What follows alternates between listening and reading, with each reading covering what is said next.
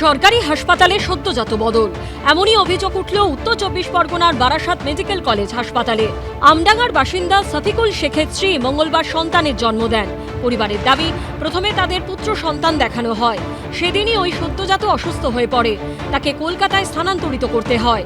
সফিকুল শেখের অভিযোগ, স্থানান্তরের সময় সন্তান বদলে যায়। পাশের বেডের একজনের কন্যা সন্তানকে দেওয়া হয় তাদের।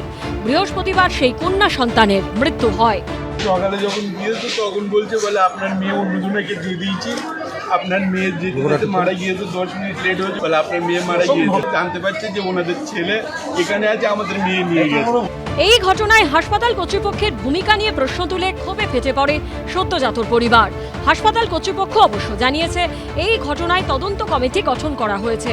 এখান থেকে হসপিটালে বাচ্চা যে রেফার হয়েছিল বিসি রয় পার্টির কমপ্লেন হচ্ছে যে বাচ্চা পাল্টে গেছে। তো আমরা অ্যাজ সুন অ্যাজ আমরা এইটা জানতে পেরেছি, আমি অলরেডি তো এখানে সমীরণ পালের রিপোর্ট, এবিপি আনন্দ, উত্তর 24 পরগনা।